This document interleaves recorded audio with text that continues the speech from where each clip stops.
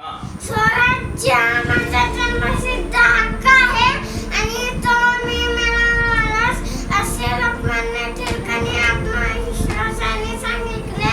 लोकमान्य टिळकांची ना खरे केशव होते. लोकमान्य टिळकांनी केसी मराठी पेपर सुरू केला. लोकांनी एकत्रावे आणि त्यांच्या मनात जास्त प्रेम निर्माण व्हावे म्हणून त्यांनी सार्वजनिक आणि शिवजयंती सुरू केले. बरोबर. त्यांना अनेक वेळा तुरुंगात जावे लागले. त्यांनी गीता रहस्य हा ग्रंथ लिहिला. माझ्या या महान नेत्याला कोटी कोटी प्रणाम.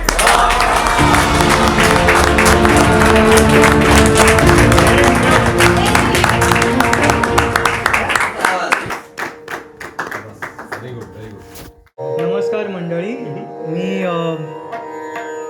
आज आपल्यासमोर गणपती उत्सवाच्या निमित्ताने थोडीशी गाणी गातो. पहिलं गाणं आहे संगीतबद्ध केलं आहे सुधीर फडक्यांनी. मूळ गायक त्याचे सुरेश वाडकर आणि राग बैरागी भैरव नावाच्या रागामध्ये ते कंपोज केलेलं आहे. त्याचं नाव आहे ओंकार स्वरूपा.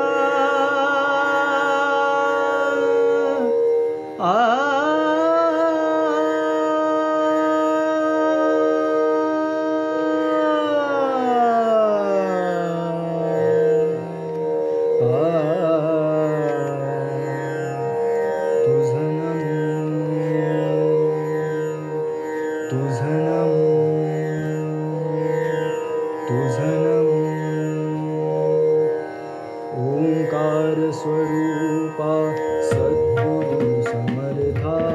ओंकार स्वरूपा सद्गुरु समर्था.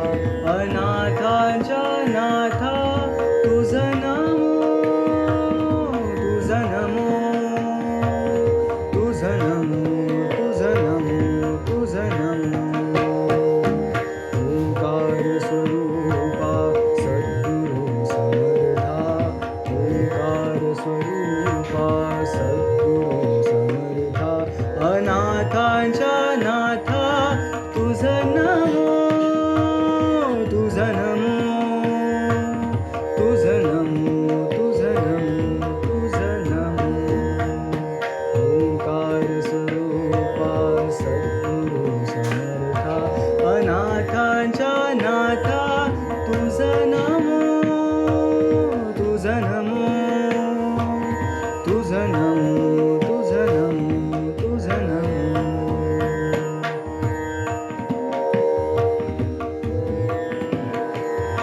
नमो माय बापा गुरु कृपाधना. तोडिया बंधना माया मोहा. मोह जाळ माझे कोण नीलशीर. तुझवीण दयाळा सद्गुराया. तुझं नमो, तुझं नमो, तुझं नमो. ओंकार स्वरूपा सद्गुरु समर्था. ओंकार स्वरूपा सद्गुरु समर्था. अनाथांच्या नाथा तुझं नमो, तुझं नमो, तुझं नमो, तुझं नमो, तुझं नमो. ओंकार स्वरूपा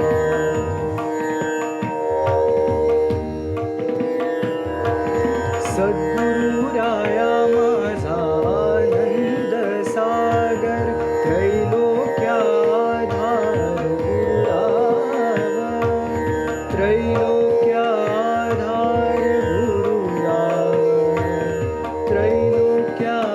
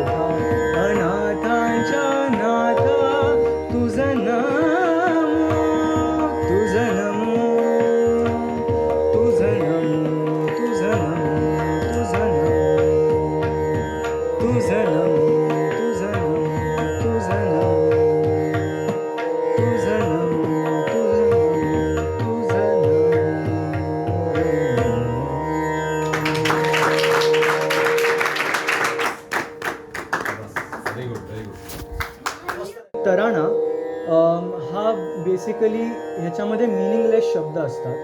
सो हे बेसिकली सिलेबल्स आहेत जे पर्शियन आणि उर्दू लँग्वेजमधनं डिराईव्ह केलेत क्लासिकल म्युझिकमध्ये, आणि त्यांचं म्हणजे त्यांना मिनिंग नसतं, ते ॲब्स्ट्रॅक्ट असतात. सो जेव्हा तुम्ही ते ऐकता तेव्हा ते तुमचं इंटरप्रिटेशन होतं त्या रागाच्या स्वरांवरती धरून. सो आता मी एक बंदिश आणि तराणा गातो राग बिहागमधला.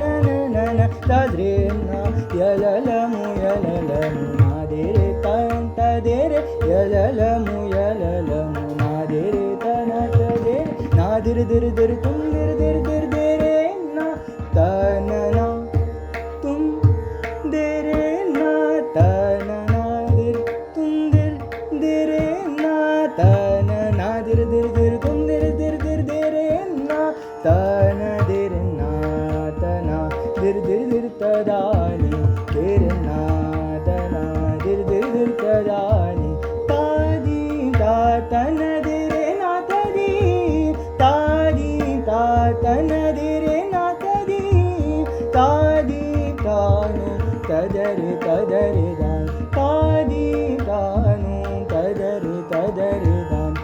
किड दग धुम किड दग दित्ता ग्रांतिरी किड धाती नागिड नग धिडकिड दग्रांतिरी धाती नागडा दादा यललमु यललम नादे रे तन तदे रे यललमु यललम यललमु यललम यललमु यललम नादे रे तन तदे रे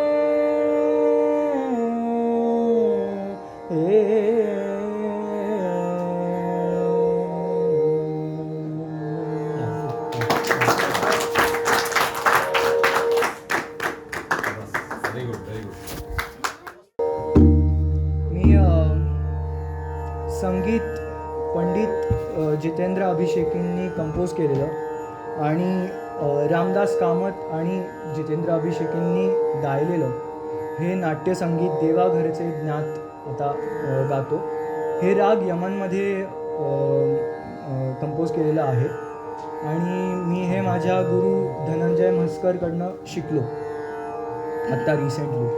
सो मी ते परफॉर्म करण्याचा प्रयत्न करतो. ताल अध्यायाचा.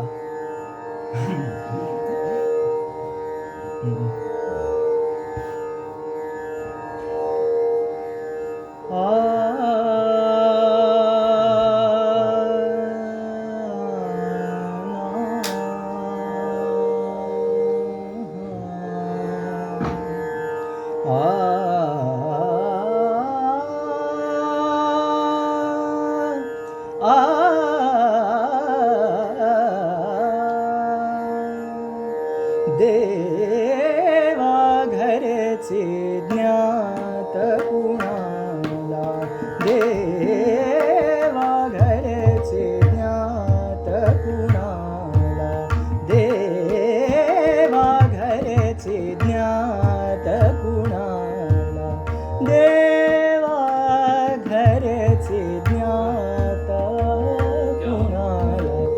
विचित्र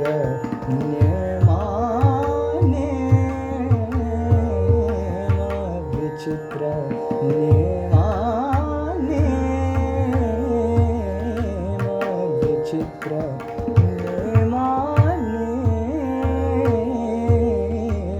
कुणी रखडती धुळी टाणिक, कुणी रखडती धुळी टाणिक, कुणी रखडती धुळीत आणिक, कुणी रखडती धुळीत आणिक, कुणी रखडती धुळीत आणिक, कुणास लाभे हे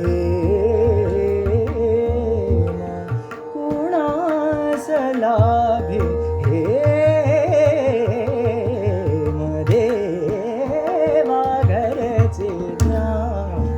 कुणाला, देवा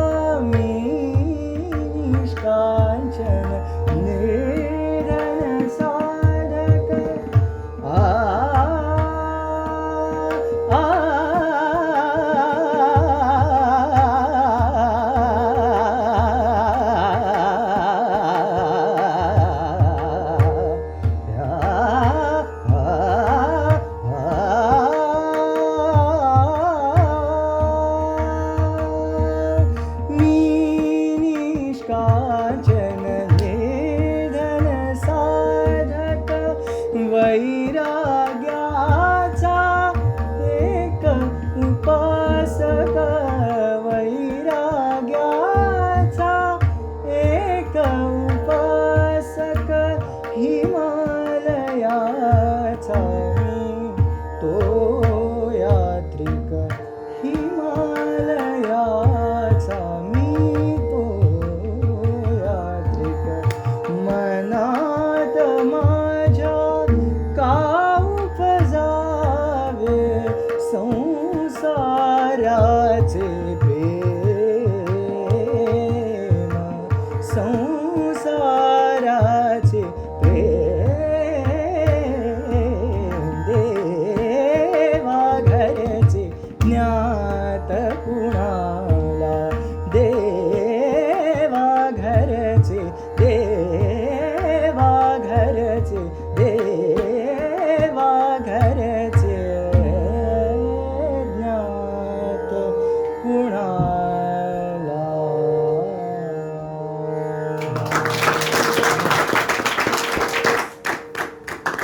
व्हेरी गुड व्हेरी गुड. रेला हा प्रकार वाजवणार आहे. रेला म्हणजे आपल्याला माहिती आहे की रेल्वेचं जे रूळ असतं ते अखंड असतं, ते कधी थांबत नाही, त्याचा शेवट कुठे आणि सुरुवात कुठे कळत नाही. सो ही रचना पण तशीच आहे. आधा रेला म्हणतात त्याला. रेल्यामध्ये मग वेगवेगळे पलटे असतात. जसं आपण त्याला रूप दाखवतो, एकदा सरळ चालायला लागलं की आपण एका पायावर चालू शकतो, लंगडी खेळू शकतो, असे वेगवेगळे रूप आहेत त्याचे. तर मी प्रयत्न करतो आणि त्याच्यानंतर त्रितालमध्ये काही बोल म्हणून वाजवून दाखवतो, म्हणजे त्याची तुम्हाला गंमत हो. प्रयत्न करू.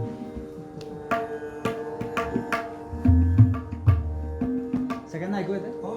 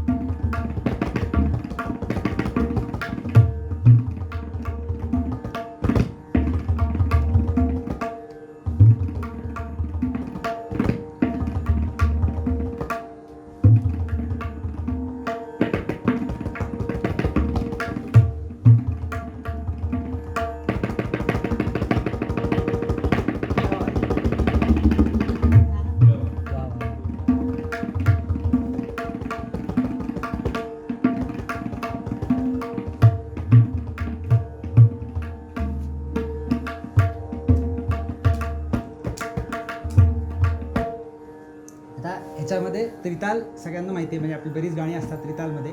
हा दर त्रितालमध्ये काही मी म्हणून बोल वाजवतो आणि थांबवतो. तकिडदा धीरतिकडे तकिडदा तकिडदा तकिडदा धीरतिकडे तकिडदा कद धीरतिकडे तकिडदा कद धीरतिकडे तकिडदा कद धीरतिकडे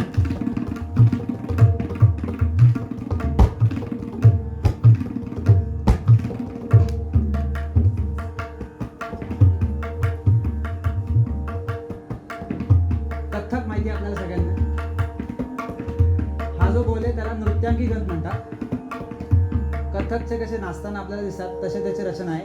नगन धत्त धत तगन्न धा धा किटत धत धत घडन्न किटतक धगनकत धगनकत किटत किटतक धगनकत धत तगन्न धा ता धा किटतक धगनकत ता धगनकत ता धा धगनकत ता धा धगनकत ता धा. आता ह्याचा मी वाजवतो.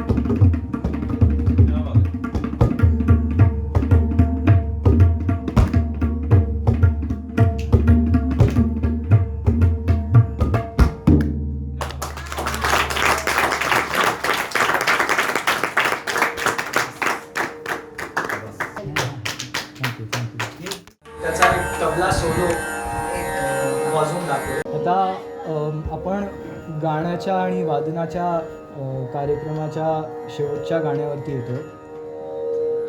हे आहे राग मालकांसमध्ये कंपोज केलेलं आणि गीत ह्याला ग दि माडगुळकरांनी दिलं आहे. संगीत श्रीधर फडके आणि गायलं आहे वसंतराव देशपांडे आणि सुधीर फडक्यांनी. चित्रपट झाला महार पंढरीनाथ, कानडा राजा पंढरीचा.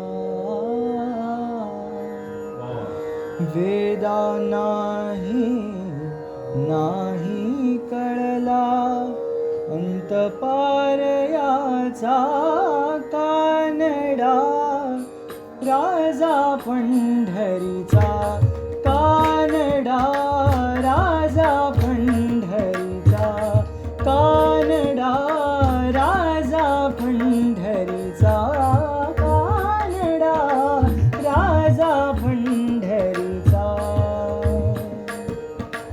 वेदा नाही नाही कळला अंत पार याचा कानडा राजा पंढरीचा कानडा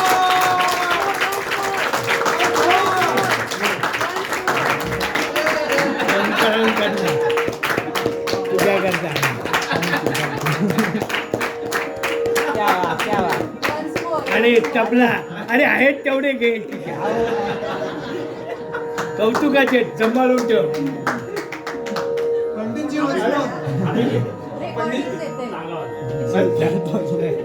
छान एकदम छान कानडा राजा पंढरीचा कानडा राजा पंढरीचा कानडा राजा पंढरीचा वेदा नाही कळला अंतकार याचा कानडा राजा पंढरीचा कानडा राजा पंढरीचा कानडा राजा पंढरीचा हा नाम्याची खीर चाखतो हा नाम्याची खीर चाखतो चोखोबाजी गुर राखतो हा नाम्याची खीर चाखतो चोखोबाजी गुर राखतो पुरंदराचा हा परमात्मा पुरंदराचा हा परमात्मा वाली दामाजीचा कानडा राजा पंढरीचा कानडा राजा पंढरीचा कानडा राजा पंढरीचा राजा पंढरीचा राजा पंढरीचा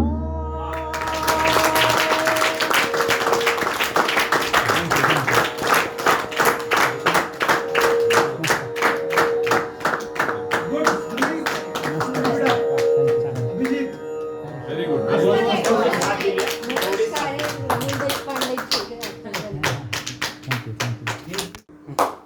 ओके सो माझं नाव पलाश आहे आणि मी 2-3 वर्ष आले रुबिक्स क्यूब शिकतोय तर रुबिक्स क्यूबचे बरेच टाईप्स असतात हा 3x3 आहे हा 2x2 आहे आता करंटली हाच हे 2 मी सॉल्व करू शकतो पण ह्याच्यात टिल 12x12 असतं सो ते पण वर्ल्ड रेकॉर्ड वगैरे आहेत तर हा जो 3x3 क्यूब असतो त्याचा माझा पर्सनल बेस्ट ज्याला PB म्हणतात तो 30 सेकंड आहे आणि मी त्याचा म्हणजे त्याला पर्सनल बेस्ट म्हणतात तर त्याचा ॲव्हरेज निघतो आहे एव्हरी कॉम्पिटिशनमध्ये तर माझा त्याचा 31 सेकंड ॲव्हरेज आहे आणि PB म्हणजे एक सॉल्वमध्ये 30 सेकंड आहे तर बरेच काय काय मिसअंडरस्टँडिंग आहेत क्यूबबद्दल की पहिले एक साईड सॉल्व करायची असते पण तसं नसतं हा जो फर्स्ट लेअर असतो व्हाईटचा हा फर्स्ट सॉल्व करायचा असतो आणि मग बाकीचे 2 लेअर पण ह्याला वेगळे टेक्निक्स आहेत आणि वर्ल्ड रेकॉर्ड जो आहे ज्यांनी फिलिक्स झेमडेक्स म्हणून जो आहे वर्ल्ड रेकॉर्ड होल्डर त्याचा वर्ल्ड रेकॉर्ड 4 सेकंड आहे आणि त्याचा ॲव्हरेज 3.59 म्हणजे पर्सनल बेस्ट 3.59 आहे तर आणि 2x2चा 1.59 सेकंड्स बेस्ट आहे तर हा मी सॉल्व करून दाखवतो हा मिक्स करून हा टाइम करायचं का नाही ठीक आहे आता प्रॅक्टिस नाही एवढी लाव टाइम तुझा काय आहे टाइम 1 मिनिट नाही सोडत नाही हे बस ओके सो आता हे खूपच गॅम्बल झालाय तर आता हा क्यूब मी स्टार्ट करतो 3, 2, 1 थोडं पलाश वरती जा. हा ते व्हिडिओ मध्ये दिसतं हा दिसतं अरे स्पीडवरनंच कळतंय खूप डेंजर होतं हात खाली कर ना.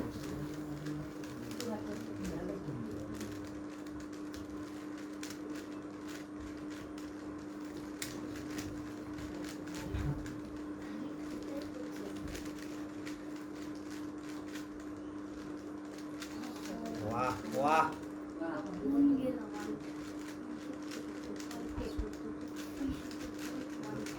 त्याचा स्पीडच होतो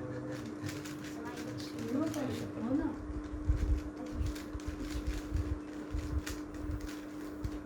आणि तू जास्त कॉम्प्लिकेटेड कलर असं काही नाही अरे यार डिस्टर्ब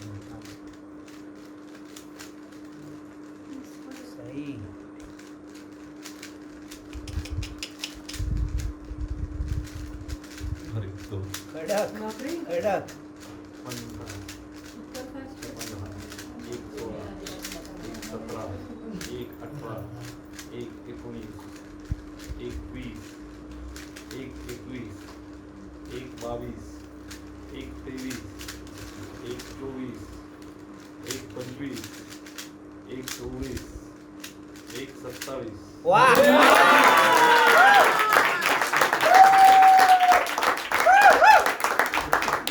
आणि 2x2 जो आहे आता हा स्पीड क्यूब नाही आहे, पण मी आता माझ्याकडे होता म्हणून आणला.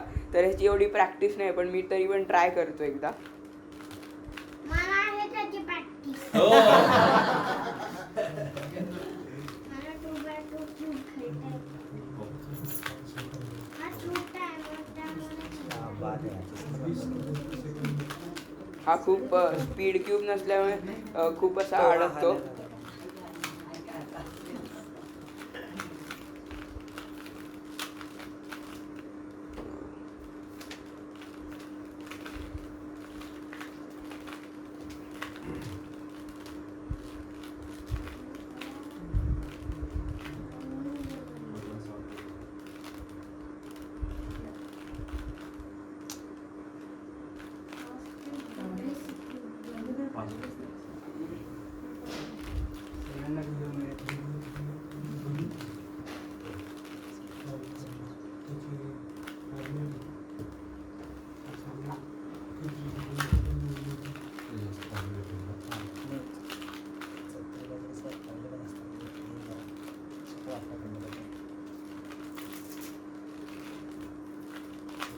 वा.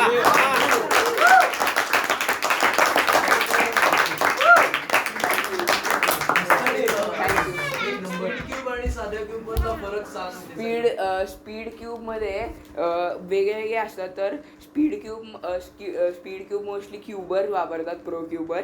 तर ह्याच्यात मेन ॲडव्हान्टेज असतं, ह्याला स्पीड कटिंग म्हणतात. तर जेव्हा असा क्यूब असतो तर ते जे स्पीड क्यूबर असतात एकदम असे 4 सेकंडमध्ये करणारे, तर त्यांना हा ॲडव्हान्टेज मिळतो की ते डायरेक्ट इथून टर्न करतात. म्हणजे आपल्याला काय होतं, नॉर्मल क्यूबमध्ये असा करून टर्न करायला लागतो, पण त्यांना इकडून असा केला तरी चालतो. त्याला कॉर्नर कटिंग म्हणतात. Yeah. त्याला वेगवेगळे अल्गोरिदम असतात. त्याचा मेन म्हणजे जो वर्ल्ड रेकॉर्ड आहे त्याचा अल्गोरिदम सर्वात टफेस्ट होता ज्यांनी ते सॉल्व्ह केले, आणि तो स्क्रॅम्बल पण सर्वात टफेस्ट होता. मला 2 इयर झाले, म्हणजे मी 3rd मध्ये होतो तेव्हा शिकलेलो फर्स्ट. म्हणजे तो क्लासला जात होता. हो म्हणजे त्यांनी एक इंटरनॅशनल ना मी कॉम्पिटिशन. स्टेट कॉम्पिटिशन खेळ, तिकडे ॲव्हरेज 31 आलेला आणि PB 30. हो 30 सेकंड. प्रॅक्टिस कंटिन्यू करा. हो थँक्यू. Very good. बसा सगळं. करे सुरू. नमस्कार. तुमच्या आधी बहुतेक तरी सगळेच मला ओळखतात, पण तरी एकदा माझं नाव समर्थ अविनाश रुपकर आहे आणि आत्ताच माझी 12वी झाली आहे. मी एक गोष्ट सांगणार आहे, पण ती अशी म्हणजे ती अशी कुणाची तरी नसून ती माझीच गोष्ट आहे. ती मी स्वतः अनुभवली आहे आणि ती मला तुमच्या सर्वांबरोबर शेअर करायची. तर पहिले तर ही गोष्ट खरं तर 2 वर्ष जुनी आहे, ऑगस्ट 2019 मध्ये. पण त्याच्या आधी मला तुम्हाला हे सांगायचं आहे की मी साधारणतः श्लोकहून थोडा मोठा असताना, म्हणजे एक 1ली 2रीत असताना मला माझ्या बाबांनी आणि दादांनी असं शाखेची सवय लावली, आवड निर्माण केली माझ्या. तर तेव्हापासून म्हणजे शिशु असल्यापासून मी शाखेत जातोय आणि फक्त जात नाहीये, म्हणजे नुसतं स्वयंसेवक नाहीये, तर ती आता नंतर जसा जसा मी मोठा होत गेलो तसं मला शाखेची जबाबदारी पण मिळायला लागली आणि ती मी पार पडत आलोय. तर मग आपल्याला माहिती असेल नसेल, पण शाखेचे काही कार्यक्रम असतात, काही उत्सव असतात, काही उपक्रम असतात. तर त्यापैकी आज एका उपक्रमाची मी तुम्हाला माहिती आणि गोष्टही सांगणार आहे. तर 2019 मध्ये मी होतो. 2019 ऑगस्ट 15ची गोष्ट आहे. तेव्हा मी असं दिसायचो. केस खूप मोठे होते कारण का 10वी संपलेली आणि शाळा संपलेली म्हणून मला केस वाढवायचे झालेले. रोंगे मिळाले. हा, तर साधारणतः ऑगस्टच्या दुसऱ्या आठवड्यामध्ये कोल्हापूर आणि सांगली इथे पूर आलेला आणि तो प्रचंड आलेला. लोकांना वाटलेलं की 2000 बहुतेक 2 का त्याच्या आधी कधी एकदा आलेला तेव्हा कमी पूर होता, फार काही नुकसान झालं नव्हतं. तसं होईल पण त्यामुळे लोक जास्त सतर्क नव्हती आणि त्या पण पूर मोठा आला आणि नुकसान झालं. तर साधारणतः 13-14 तारखेला मला निरोप मिळाला की आपल्या नगरातून 2 टीम पाठवायच्यात पूरग्रस्तांना मदत करायला. 15 तारखेला निघायचंय सकाळी. तर मी कसं बसं आई बाबांना समजायला लागलं. तसं तर बाबांना माहितीच होतं पण आईला मला समजायचं होतं की नाही जाऊ शकतो, त्याला पाहिजे मला. आणि मला स्वतःहून असं वाटत होतं की नाही, कोल्हापूरमध्ये कोणाचं तरी घर बुडलंय किंवा त्याला नुकसान झालंय ते त्यांचं बघून घेतील असं वाटत नव्हतं की मला जायला पाहिजे. मला स्वतःहून असं वाटत होतं. मला बाबांनी काही सांगितलं नाही आणि निरोप जो मिळाला तो फक्त व्हॉट्सअपवरती वाचलेला मेसेज मिळालेला. असं कोणी काही मला म्हणलं नाही की जाय, तुला जायला पाहिजे. पण असं स्वतःहून वाटलं म्हणून मग मी आईला कसं कन्व्हिन्स केलं की नाही मला सोड म्हणून. आणि सोडलं आईने आश्चर्यचकितपणे. आणि मग 15 तारखेला आम्ही सकाळी पुण्याहून निघालो कोल्हापूरला. 4 व्हीलरनी चाललेलो आणि कोल्हापूरला जेव्हा पोचलो तेव्हा कोल्हापूरला जाताना एक असा फ्लायओव्हर आहे, मला एक्झॅक्ट त्याचं नाव नाही माहिती. हा, तर तो इतका म्हणजे त्याचा नेमका फोटो नाहीये, नाही तर दाखवलं असतं. पण तो फ्लायओव्हर पाण्याखाली गेलेला, एवढं पाणी झालेलं. आणि तो फ्लायओव्हर जमिनीपासून एक किमान 20 ते 25 फुटाच्या हाईटवर आहे. आणि आम्ही गेलो तेव्हा असं फ्लायओव्हरची जी शेजारची भिंत असते त्याच्यावर असं दिसत होतं की पाण्याचे मार्क्स आहेत आणि ते हळूहळू खाली गेले. तसं त्यातले मातीचे कण त्याला चिकटत खाली गेले, त्यामुळे आपल्याला लेवल दिसत होती. तर ते गेलं, म्हटलं अरे बाबा, आम्हाला तर अपेक्षित होतं की फार काही झालं नसणार पण एवढं 25 फूट पाणी वर आलेलं म्हणजे आमची तिथं फार फाटली. आता कसं करायचं. आणि बाहेरच्या कोल्हापूर नाही तर कोल्हापूरच्या बाहेर जी लहान लहान गाव आहेत तिथं तर अजूनही पाणी असं कळलं आणि त्या पाण्यात जाऊन आपल्याला मदत करायची. आणि जातानाही ही अशी एक हे राहिलेली आम्हाला की मदत करायची सांगितलं, काय करायचं हे नाही सांगितलं. मग त्याच्यात आम्हाला मेडिकल हेल्प करायला लागेल का पाण्यात कोणतरी अडकलंय गाय वासरू नाही तर माणूस अडकलाय त्याला पोहत जाऊन आणायला लागेल का कुठली तरी बिल्डिंग पडलीये त्याचं रस्ता क्लिअर करायचा आहे, त्याचं सगळं दगड माती बाजूला करायची का काय करायचंय काहीच माहित नव्हतं. तर मग आम्ही एकदम ब्लँक चाललेलो. आम्हाला जेवढं सांगितलं तेवढं इक्विपमेंट घेतलं. पाणी प्यायचं नव्हतं तिथं, पाणी घेतलं आम्ही. आणि गम बूट्स, ग्लव्स आणि असं क्लिनिंगचं इक्विपमेंट घेऊन आम्ही चाललेलो. तर कोल्हापूरमध्ये बोर्डिंग नावाचं जे हे एरिया आहे तिथे कोल्हापूरचं प्रमुख कार्यालय बनवलेलं. तिथून सर्व मदत पुरवली जाणार होती कोल्हापूर या ह्याला शहरात. तर त्या ह्याच्यात जेव्हा आम्ही पोचलो कार्यालयामध्ये, हे आम्ही पोचल्या असं व्हिडिओ ही सगळी दुकानं व ऑडिओ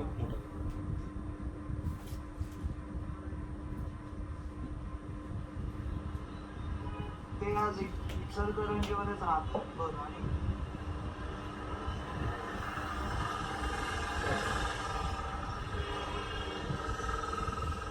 हे सगळी दुकानं पाण्याखाली गेलेली आणि त्या शटरच्या खालनं आणि शटर मधल्या गॅप मधनं एवढं त्याच्यात चिखल घुसलेला की शटर उघडलं की पहिले पाणी बाहेर यायचं आणि आत जायला जागा नसायची कारण का चिखल असायचं. आणि वर जर तुमच्या दुकानामध्ये पेरिशेबल्स असतील अशा गोष्टी ज्या पाण्यामुळे नासू शकतात तर मग अजूनच नुकसान झालेलं असायचं.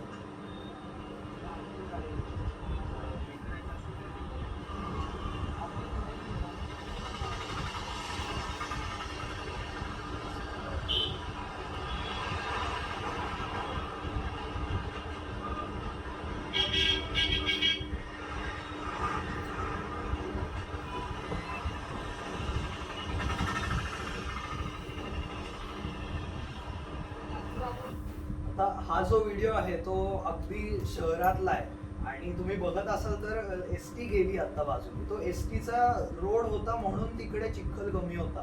जो आधी महापालिकेच्या कर्मचाऱ्यांनी जेवढा काढला तेवढा आणि मग उरला असेल तेवढा गाडींमुळे बाजूला गेलेला. पण हे म्हणजे ऑगस्ट 2019 सर्वात स्वच्छ कोल्हापूर आहे. ह्याच्यात म्हणजे आम्ही मग पुढेचे 3 दिवस तिकडे राहून काम केलं. हे ह्याच्याहून वाईट अवस्थेमधल्या वाईट स्वच्छतेमधल्या कोल्हापुरात आम्ही काम करतो.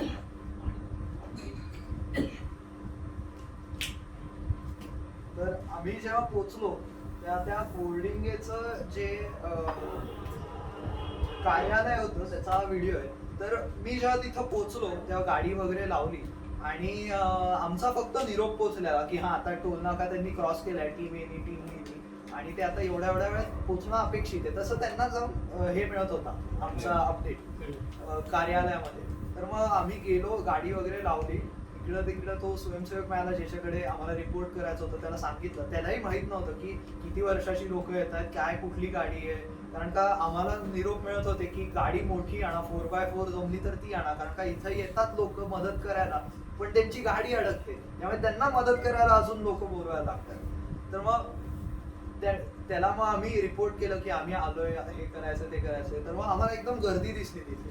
तर मग आम्ही जेव्हा पोचलो तेव्हा 3 ट्रक भरून सामान पाठवून दिलं जात होतं कार्यालयातून. त्या सामानात सर्व प्रकारचं म्हणजे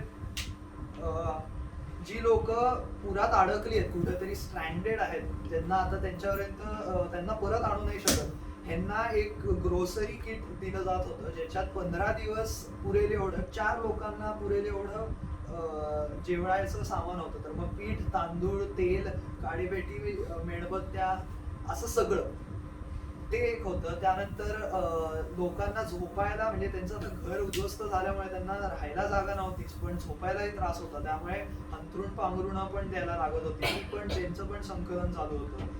आणि बाकी मग स्वच्छतेचं इक्विपमेंट होतं जसं फिनाईल वगैरे, त्यानंतर झाडू, ते स्क्रेपर आणि बादल्या असं पण आम्ही सगळं पाठवत होतो. तर जेव्हा पोचलो तेव्हा असं म्हणजे वाण्याच्या दुकानात गेल्यावर कसं असं हे लावून ठेवलेलं असतं ना डिस्प्ले सारखं गोष्टींचा, तसं एक अख्खं कार्यालय म्हणजे लग्नाचं कार्यालय असे नुसते भरलेले. एका बाजूला फक्त मेडिकल इक्विपमेंट होतं, त्याची नुसती अशी भिंत उभी केल्यासारखी. एका बाजूला ते ग्रोसरीचे किट्स होते, त्याची एक भिंत उभी केलेली. आणि मग आम्ही गेल्या आम्हाला हेच सांगितलं, नाही इथं स्वयंसेवक कमी आहे, तुम्ही मदत करा. तर मग आम्ही ते चेन बनवून ते किट्स ट्रकमध्ये लोड करायला मदत केली. तर तो लोड करून झाल्यावर फ्री झाल्यावर हा काढलेला व्हिडिओ आहे.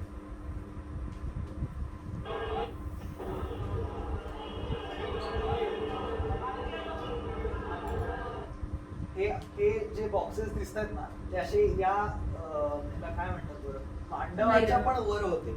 आणि अगदी आम्हाला ते असे घोडे असतात ना पेंटिंगला करायचे, उभे करायचे, त्याच्यावरती उभं राहून आम्हाला बॉक्सेस वरचे काढायला लागत होते कारण का हात पण पोचत नव्हते वरती.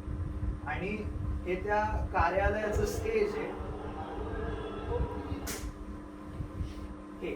तर ह्याच्या डाव्या बाजूला सर्व क्लिनिंग इक्विपमेंट ठेवलेली आणि उजव्या बाजूला सर्व मेडिकल इक्विपमेंट ठेवलेली. त्याची परिस्थिती तशीच होती, भिंत बांधल्यासारखी त्याची बॉक्सेस स्टॉक केलेले. आणि हे इथे बादल्या वगैरे तुम्हाला दिसू शकतात म्हणत होतो तशा. आणि हा हे इथे समोर कार्यालयाचा दुसरा भाग आहे जिथे आम्हाला भोजनाची व्यवस्था केलेली.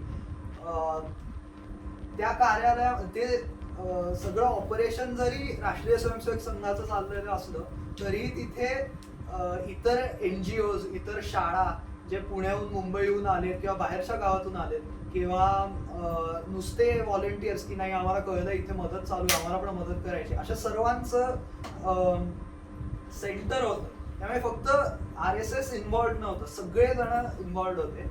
आणि इथे साधारणतः या हॉलमध्ये 1000 ते 1500 स्वयंसेवक जेवून झाले आम्ही पोचलेलो तेव्हा.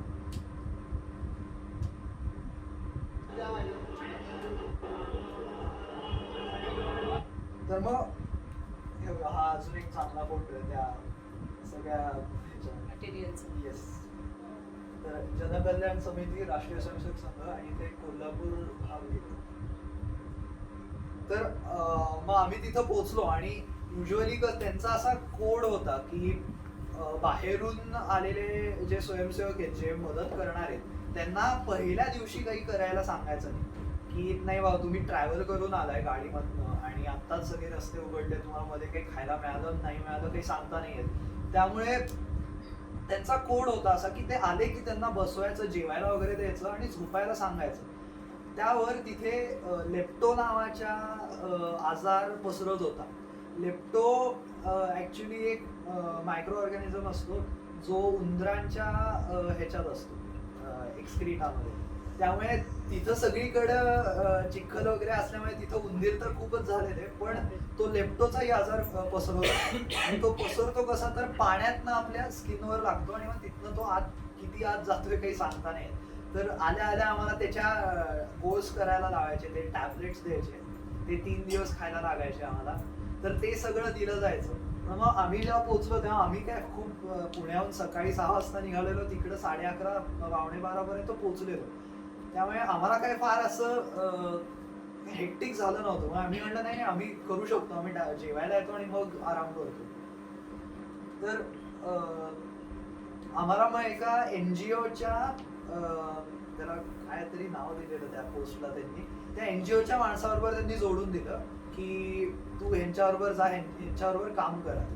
तर त्यांनी आता तो लोकल होता त्यामुळे त्याला ते जरा पॉलिटिकल प्रेशर वगैरे असं होतं. तर मग त्यांनी एका प्रायव्हेट जागेत आम्हाला नेलं की इथं हे आपण साफ करूयात म्हणून. तर हे तिकडचे बोट आहेत. मग तिकडे गेल्यावर आम्हाला असं वाटलं की काय अरे म्हणजे लोकांची मदत करायला आलो आणि आपण कोणाचे तरी प्रायव्हेट हे साफ करत बसलो. तर आम्ही असं निराश झालेलो पहिल्या दिवशी की काय हे असं, हे बरोबर नाही. त्यामुळे मग संध्याकाळी मग जेवून वगैरे आलो. तर मग हे दुपारी झोपलो. झोपतानाही मजा आलेली, कारण का झोपायला आम्हाला जागा नव्हती. कारण का मी म्हणल्यासारखं तिथं 1,500 लोकांनी जेवण केलं. तर वरचे खालचे सगळीकडचे मजले त्यांच्या झोपायची व्यवस्था होती. तर मग आम्ही, मला त्याचे नेमके फोटो नाही येत माझ्याकडे, पण आम्ही ते लाईफ जॅकेट असतात ना पाण्यात पडल्यावर वाचवायला, त्याच्यावर झोपलेलो आणि उषा म्हणून ते घेतलेले लाईफ जॅकेट आणि त्याच्यावर झोपलो. मग संध्याकाळी आम्ही महालक्ष्मीच्या मंदिरात गेलेलो. तर तिथे अगदी वेगळं कोल्हापूर मला दिसलं की अरे पूर आलाय पण तरी महालक्ष्मीचं मंदिर एकदम साफ आहे, एकदम चकाचक साफ होतं. तर तिथे असं रिअलायझेशन झालं की अरे नाही, की त्यांचं हे शक्तीस्थळ आहे, हे भावना तिथे जोडलेल्या, त्यामुळे ते इथे इन्स्पायर व्हायला येतात की इथून ते शक्ती घेऊन जातात आणि मग ते तिकडं कामं करतात त्यांच्या इथं. तर ते एक खूप छान वाटलं की असं आहे तिथे. मग पुढच्या दिवशी आम्ही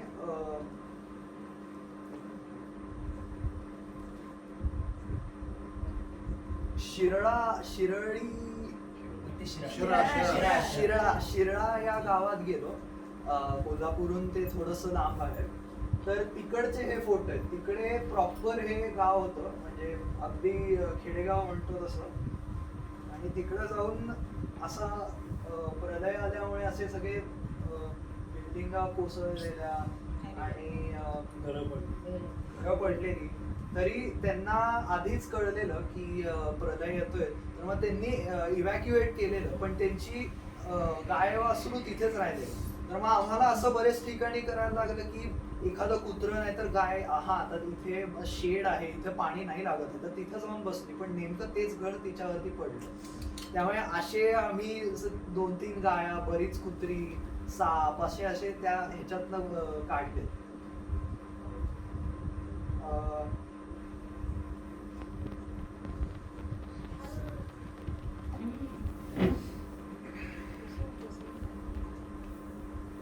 हे त्याचे काही फोटो आहेत. आणि मग हा त्या शिरळाचा चौक आहे. चौकात इथं तुम्ही पार बघू शकता. त्यांचं ते काय नाटकं वगैरे होतात ती इथं व्हायची. तर तो आधी असा होता, मी म्हणल्यासारखं हा सगळा चिखल होता आणि त्याच्यात ती रानटी झाडं वगैरे आलेली. ती आम्ही साफ केली.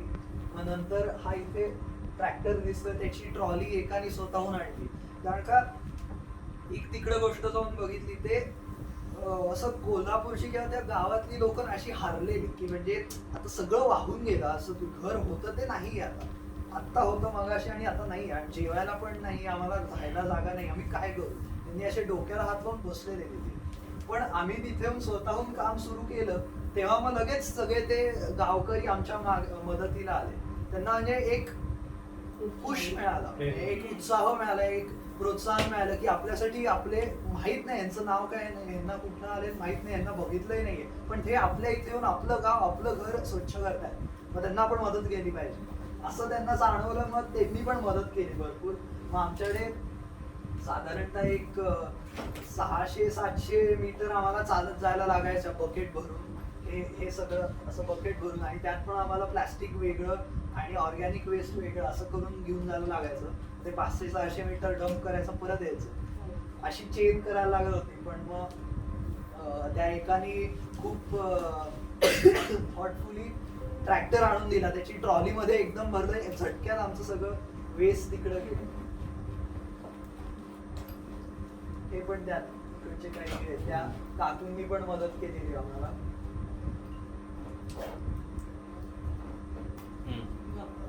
हा माझा फोटो आहे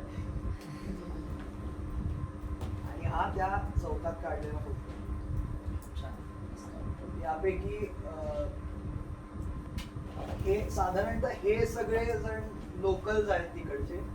हे एक शिक्षक आहेत, हे एक शिक्षक आहेत, हे एक शिक्षक आहेत, आणि हे काही तिकडचे लोकल स्वयंसेवक आहेत. आणि तो मगाशी जो चौक दाखवला त्याची ही दुसरी बाजू.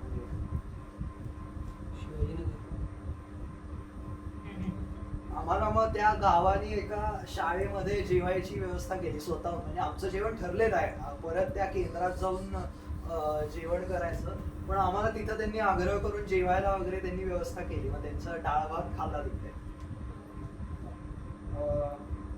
मग हे त्या शिरडा गावावरनं आम्हाला एका दुसऱ्या गावात नेलं.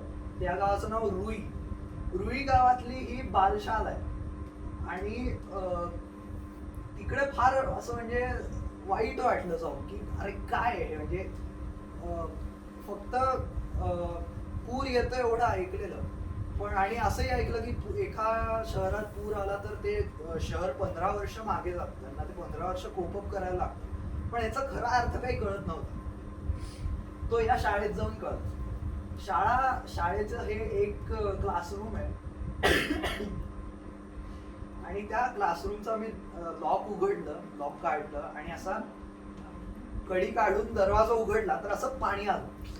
आणि आमची म्हणजे आम्ही त्या स्टेअर्स वरती थांबलेलो तर आमच्या कमरेला पर्यंत पाणी होतं, ते असं वाहत चाललेलं. आणि त्याच्यामधनं पुस्तकं, खेळणी, असं सगळं त्यांचं इक्विपमेंट चाललेलं. नशिबाने त्याच्यात बेंचेस नव्हते, नाहीतर ती पण आली असते आमच्यावर.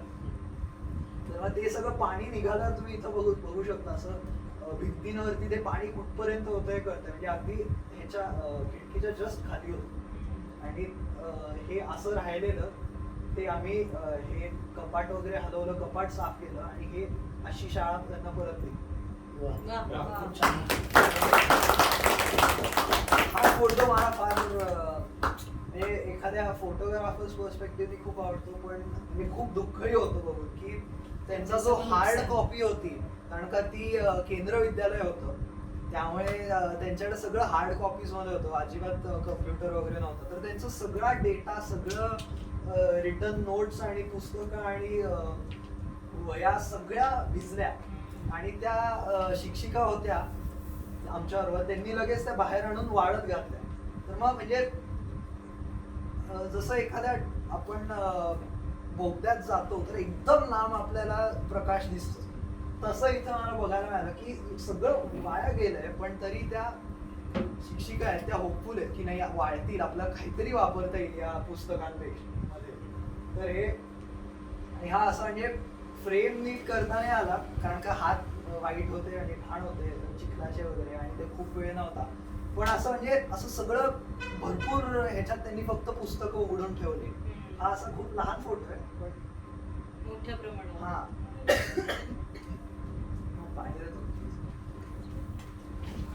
हे रुई शहरातनं, रुई गावातनं आम्ही परत ह्याला चाललो बोर्डिंगला. म्हणजे तो दिवस, दुसरा दिवस तिथं संपला. तर हे मागे बघत असा तिथे हे ऊस आहे, ऊस. आणि पाणी इतकं जास्ती होतं की हा अख्खा पोल हे झालेला, म्हणजे पाण्याखाली गेलेला. आणि त्यामुळे हा ऊस जर तुम्ही बघत असाल, हा हिरवा नाहीये, तो ब्राउनिश झालाय. ती ब्राउनिश लेअर त्याच्यावर मातीच आहे, एवढं जाड ती माती आहे. आणि इतका वाईट वास येत होता, कारण का तो सगळा ऊस सडून चाललाय. त्यावेळेस त्यातनं वास येत होता. आणि आता व्हिडिओ आहे त्याचा.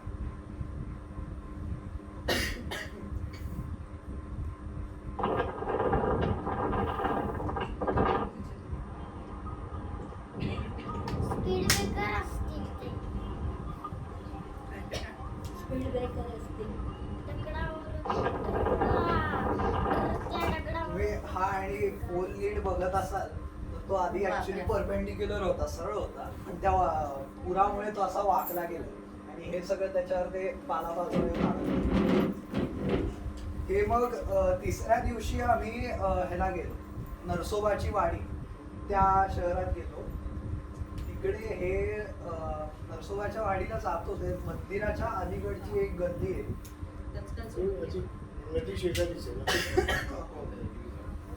तर तुम्ही बघू शकता, हा इकडे मेन रस्ता आहे. मेन रस्त्यावरनं खाली उतरून ते त्यांची वस्ती आहे.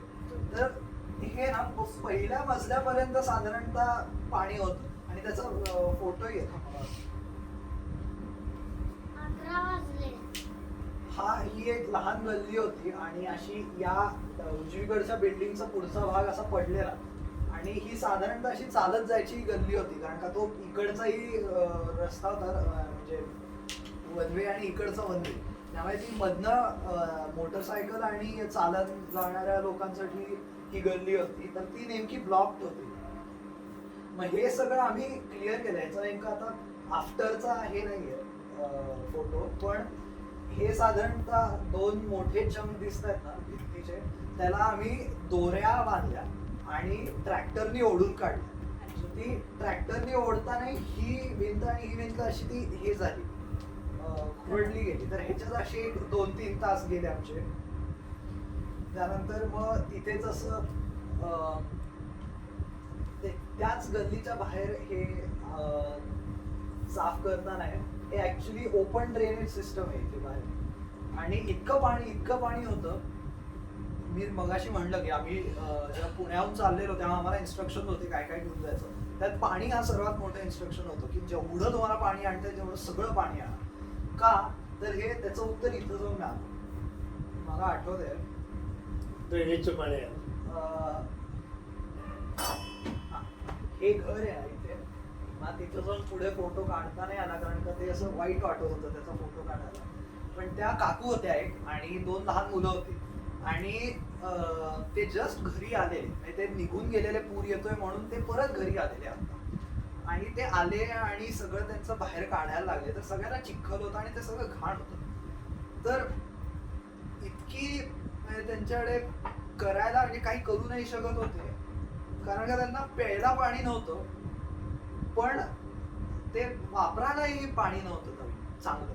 म्हणजे आपण प्यायला एकदम शुद्ध पाणी वापरतो आणि आंघोळीला किंवा जे वापरायला पाणी म्हणतो ते जरा थोडं खालच्या ग्रेडचं असलं तरी चालतं, पण तेही त्यांच्याकडं नव्हतं.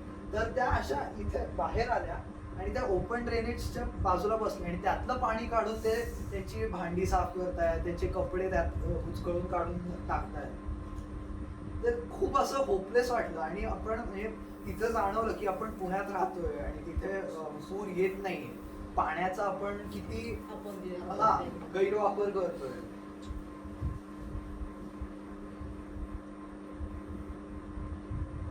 हा असं आम्हाला असं जुनी घरांच्या बाजूला वगैरे आम्हाला हे ओपन ड्रेनेज सिस्टम खूप त्रास देत होतो, कारण का ते त्याच्यात कधी कधी एखादं कुत्रं वगैरे एका लहान बिळापाशी जाऊन अडकलेलं असेल मेलेलं, त्याला ओढून काढायला लागायचं. ते बाहेर पाण्याच्या बाहेर येत नाही तोपर्यंत कळायचं नाही की हे कुत्रं आहे. मग त्याला ग्लोव्ज घालून हात लावायला पाहिजे होते. मग असं ते विचित्र व्हायचं.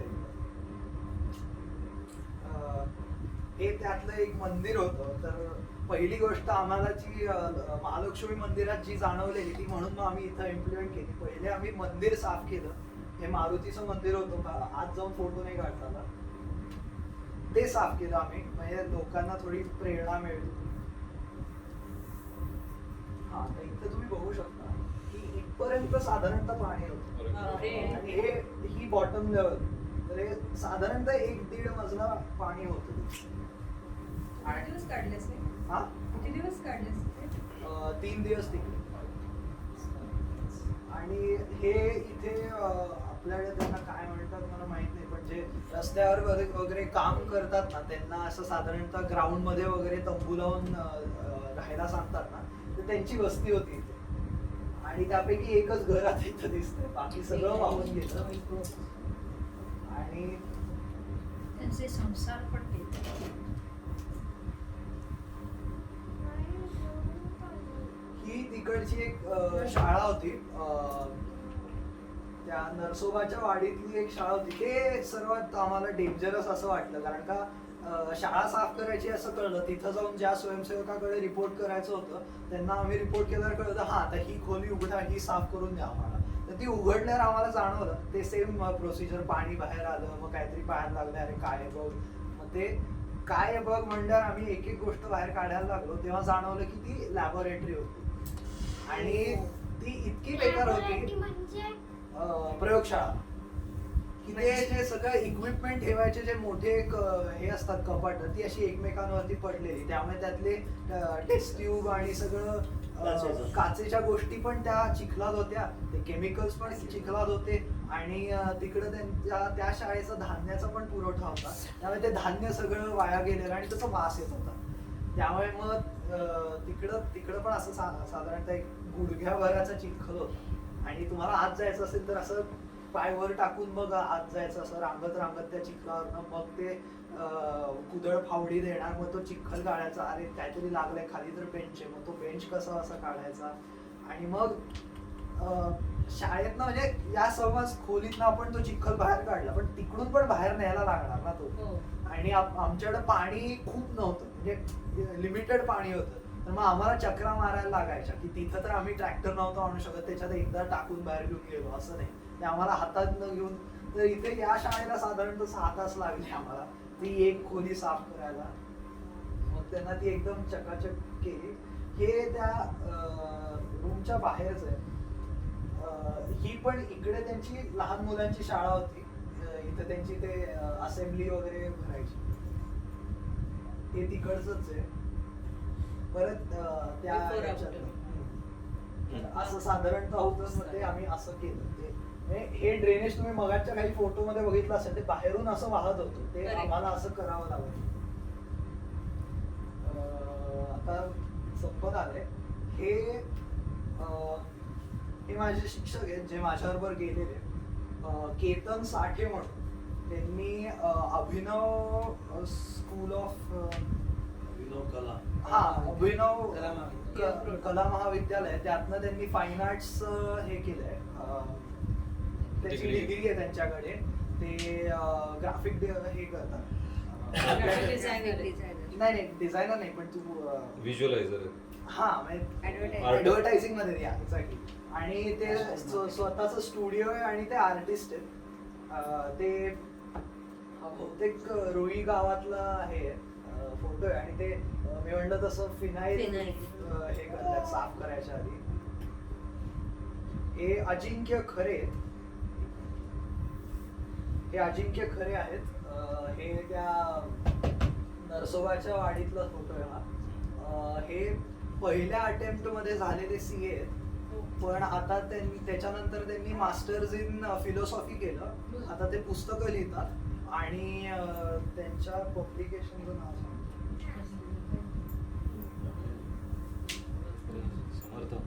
अजून 2 जणांना मेक इट फास्ट.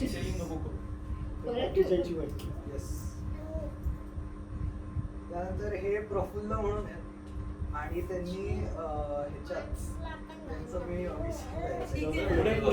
पुढे चल. हे आणि आम्ही आहे. आणि हा असा ग्रुप फोटो आहे आमचा. हे पण एक जीवन शिक्षक म्हणून आहेत, ते पण आलेले इथनं. आणि हे सगळे आमची सहकार नगर मधले स्वयंसेवक आहोत जे इथून तिकडे गेले.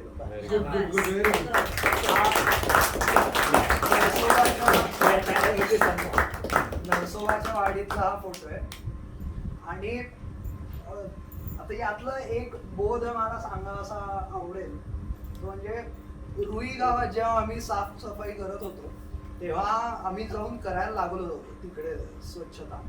आणि तिथे स्वच्छता करायला लागल्यावर त्या काकू येऊन विचारायला लागल्या कुठनं आलाय, कोणी पाठवलंय, त्यांना अपेक्षित होतं कुठल्या तरी सरकारी नाहीतर मग एखाद्या पॉलिटिशियननी पाठवलं असं इकडे जाऊन साफ करून ये. नाही म्हणलं आम्ही पुण्याहून आलोय, अशा अशा स्वयंसेवक आहोत. आणि हे हो का, त्या पाणी वगैरे दिलं, तुम्हाला कुदळ फावडा हवाय का वगैरे विचारलं, ते दिलं आम्हाला. आणि त्या आत गेल्या आणि आम्हाला एवढंच ऐकू आलो, हो तुम्हाला कळतंय का ते पुण्यावरनं आले तिकडं आपली मदत करायला, तुम्ही बाहेर या. त्यांचा मुलगा आणि नवरा आम्हाला मदत करायला आले. त्यामुळे ते जे हताश होऊन बसलेले की आता आपलं गेलं, आपण संपलो इथे, ते त्यांना एक नवीन उभारी मिळाली. तर त्याच्यात ते खुश झाले. आणि मग तिथे आम्ही शाखेत एक पद्य म्हणतो, त्याची एक ओळ हे लावूया. विश्वासाने बंधुत्वाचे नावे सर्वा, नाते सर्वा सांगूया. दुसरं जे कडवं आहे, ग्रामवासी वा नगर निवासी असो कोणी वनवासी, एक संस्कृती अमर आपुली, जोडू जीवन धारेशी. कालगतीच्या चक्रावरती पर्व नवे हे कोरूया, विश्वासाने बंधुत्वाचे नावे सर्वा नाते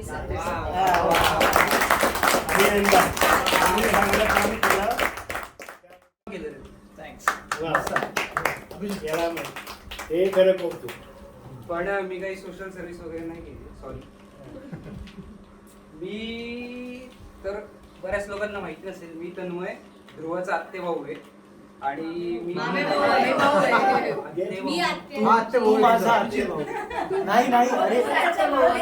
तो बरोबर आहे. ही त्याची हत्या आहे ना, तो माझा आत्ते भाऊ. बरोबर आहे, माझी नाती कच्ची आहेत, सॉरी.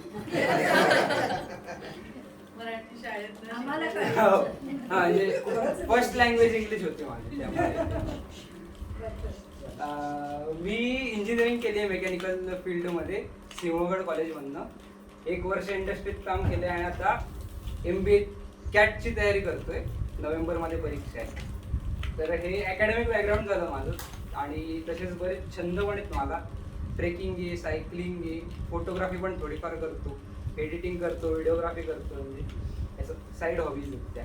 तर त्यातलाच एक छंद जो जोपासला आहे मी, त्याच्याबद्दल थोडं सांगणार आहे. तर माझं सायकलिंग जर्नी असं टायटल दिलं आहे. तर बेसिकली कोण सायकलिंग करतं का हार्डकोर लॉंग डिस्टन्स तुमच्यामध्ये? 10 किलोमीटर 20 किलोमीटर. आणि म्हणजे मी बच्चन टाकले तर चालतो.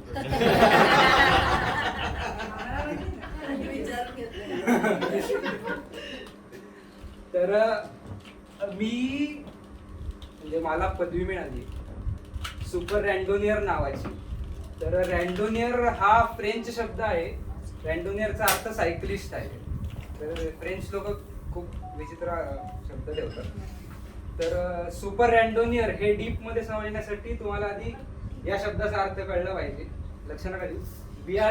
BRM लक्षात ठेवा. BRM म्हणजे लॉंग डिस्टन्स सायकलिंग आहे बेसिकली. तर जी लोक जे सायकलिंग ट्रॅक जो लॉंग डिस्टन्स असतो त्याला BRMs म्हणतात. तर हे BRM फ्रेंच मध्ये ऑडॅक्स क्लब पॅरिसियन नावाचा क्लब आहे. ते वर्ल्ड वाईड BRMs कंडक्ट करतात. तसं इंडियामध्ये पण मी पुणे रँडोनियर्स थ्रू BRMs केलेल्या सगळ्या. तर हां, हे सांगितलं मी. BRMs are long distance fix. हां, आता SR ची पदवी कोणाला मिळते? तर जी लोक हे 4 इव्हेंट्स कम्प्लीट करतात त्यांना SR ची पदवी मिळते. बेसिकली SR सुपर रँडोनियर जो तू आहेस, जो मी आहे. तर हां, तर बेसिकली SR मिळाल्यानंतर पॅरिसमध्ये PBP नावाची एक रेस होते, पॅरिस बेस पॅरिस नावाची, 1200 किलोमीटरची, सो त्याचा बेसिक क्रायटेरिया आहे की तुम्ही SR असले पाहिजे तुमच्या याच्यात कंट्रीमध्ये. तर हे 4 इव्हेंट्स असतात. तर just to put in perspective मी त्यांचे हे पण सांगितले, महेश काकाने सांगितलं मला. तर 200 किलोमीटर 13.5 तासांमध्ये. 200 किलोमीटर म्हणजे आता पुण्यापासून साताऱ्यापर्यंत आणि रिटर्न, हे सगळं 13.5 तासामध्ये कम्प्लीट झालं पाहिजे. तर आता हे चेक कसं करतात, तर स्टार्टिंगला एक चेक पॉईंट असतो, मध्ये बरेच चेक पॉईंट असतात. इंडिव्हिज्युअल चेक पॉईंटचं पण टाइम लिमिट असतो, तो कम्प्लीट करायचा असतो आणि परत 13.5 तासामध्ये स्टॅम्प मारायचा असतो. तर हे 200 साठी झालं. 300 साठी 20 तास आहे. त्याचा रूट होता पुणे सातारा, परत पुणे लोणावळा आणि परत पुणे. असं हे सगळं कंटिन्युअस 20 तासात करायला लागायचं. म्हणजे आता त्याचं मॅनेजमेंट आपण करायचं की कधी झोपायचं, कधी खायचं, कधी जेवायचं की नाही जेवायचं वेळेनुसार. तर ते 300च आहे. तुम्ही हे बघितलं तर तुम्हाला कळेल की average time 15 kilometre per hour आहे. बट तो मेंटेन नाही करून चालत, त्याच्यापेक्षा जास्त लागतो कारण ब्रेक्स घ्यावेच लागतात. नाहीतर मग 400 किलोमीटर 27 तासात करायचं. त्याचा बेसिक आमचा होता पुणे कोल्हापूर पुणे, म्हणजे पुण्यापासून जायचं कोल्हापूर पर्यंत जायचं, परत पुणे द्यायचं, मध्ये चेक पॉईंट 27 तास. हे 24 तासाच्या वर आहे. सो जस्ट इमॅजिन करा तुम्ही अख्खा दिवस न झोपता कंटिन्युअस सायकलिंग करताय.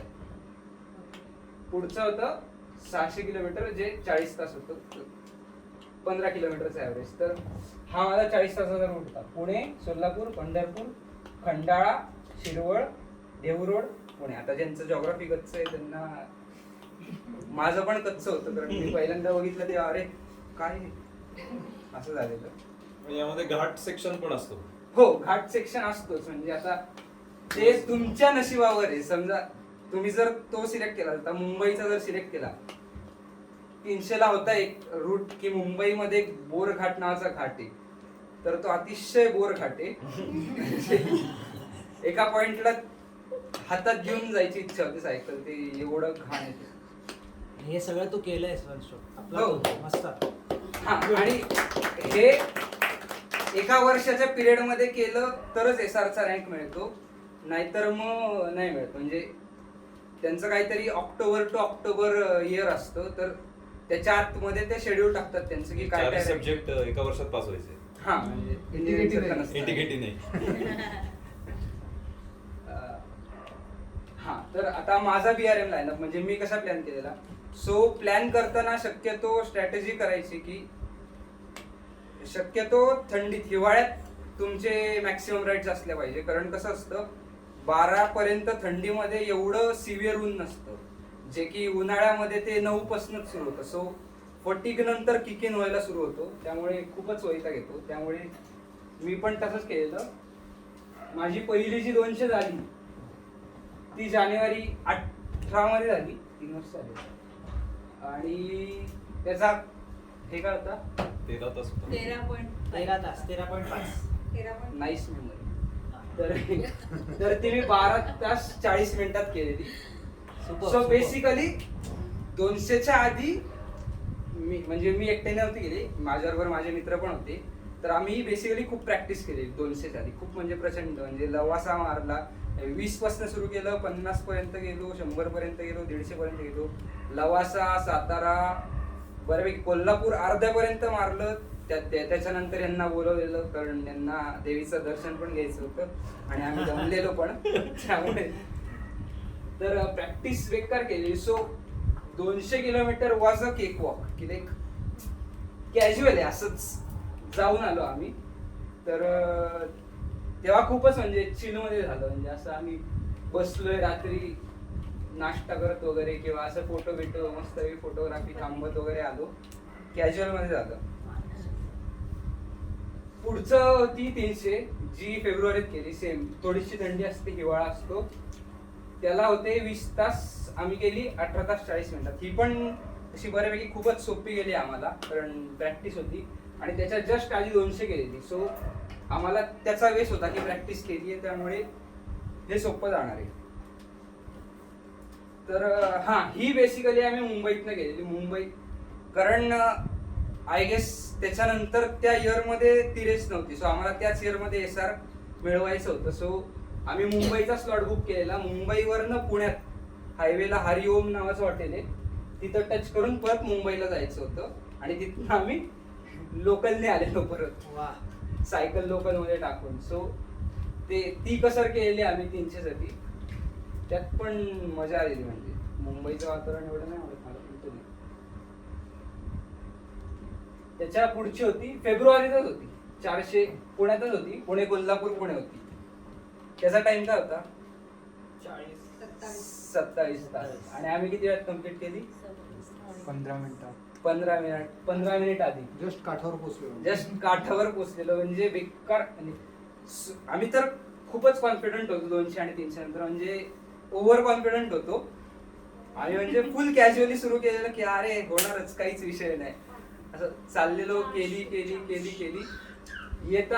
परत येताना आम्ही एवढे कॅज्युअल होतो की आम्ही शिरवळच्या याच्या टोल नाका आहे बघा, टोल नाका दिसतोय, आम्ही सेलिब्रेशन मध्ये तिकडे फोटोग्राफी सुरू केली. अरे वा, आता होणारच, पोस्ट करायला मस्त फोटो काढू अंधार व्हायच्या आत.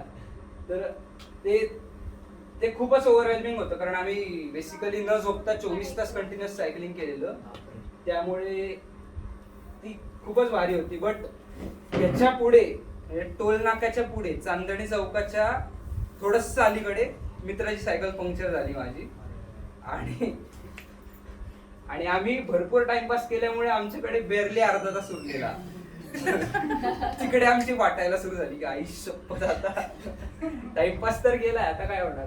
बट आम्ही पुश केलं. म्हणजे त्याने तसंच पंक्चर, म्हणजे it is not advisable, but punctured सायकलवर आम्ही तसंच पुश केलं. बस आम्हाला करायचं होतं काही करून ते. सो ते केलं. मी त्याला माझं घड्याळ दिलं, त्याच्याबरोबर मी माझी स्लो स्पीड सायकलिंग सुरू केली.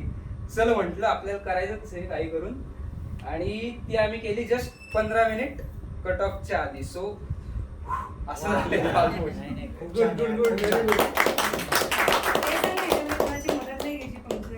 हा, बेसिकली BRMs इज लाईक की तुमच्याकडे सपोर्ट व्हेकल नाहीये, की लाईक तुमचं पंक्चर किट, तुमचं सगळं तुमच्या बॅगेत असलं पाहिजे.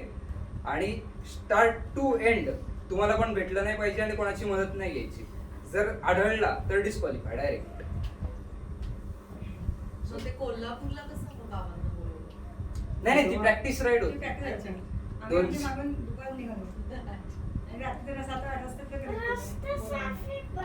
हो, शासन.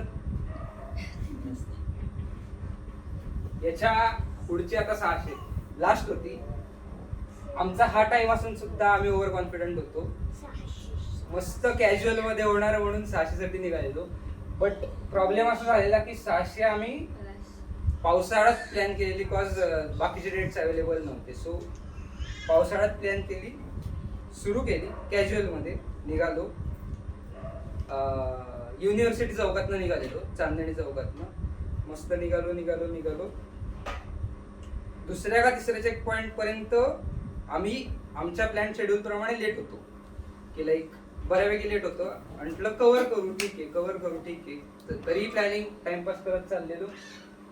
संध्याकाळचे 5 का 6 वाजता जाणवलं की आपण 15 मिनिटं फक्त इन टाइम आहे. म्हणजे पुढच्या चेक पॉइंटला जर 15 मिनिटापेक्षा उशीर झाला तर आपण त्याच चेक पॉइंटला डिस्क्वालिफाय होऊ. म्हणजे जी परिस्थिती आमची 400ला एंडला होती ती आमची 600ला फर्स्ट डेच्या एंड पर्यंत पण नव्हती. म्हणजे आम्हाला दुसरा दिवस अख्खा कव्हर करायचा होता 40 तासामधला. सो बेकार वाटलेली म्हणजे. आणि त्यातनं पावसाळ्याचं दिवस होते. सो पाऊस पडत होता, आम्ही मस्त कंडिशन झालेलो पावसामुळे, थंडी वाजत होती आणि आम्ही चाललेलो. आणि मला अजूनही आठवते, एक छोटासा ब्रिज टाईप, कोल्हापूरचा रस्ता माहिती आहे ना तुला, 2च लेन आहेत असे आणि छोटा रस्ता आहे. आणि संध्याकाळी 5-6 नंतर अंधार व्हायला सुरू झालेला आणि दोन्ही बाजूनी जोरात गाड्या चालल्यात. त्यांची विजिबिलिटी कमी, आमची विजिबिलिटी कमी आहे. जोरात पाऊस पडतोय, आम्ही असे खालती बघून चालवतोय. आणि पुढे झाड होतं एक पडलेलं पावसामुळे. आणि आम्ही इनलाईन चाललेलो ना, कॉज वेलॉसिटी कट करतो आम्ही इनलाईन गेल्यामुळे, त्याच्यामुळे पुढच्यामुळे मागच्यांची एफिशियन्सी वाढते आणि मग आम्ही ते बरोबर लाईक स्विच करतो. तर आम्ही खालती बघून चाललेलो, कारण पावसाचं पाणी डोळ्यात चाललेला बेकार आणि आवाज येत नव्हता कारण पावसाचा आवाज चालू होता.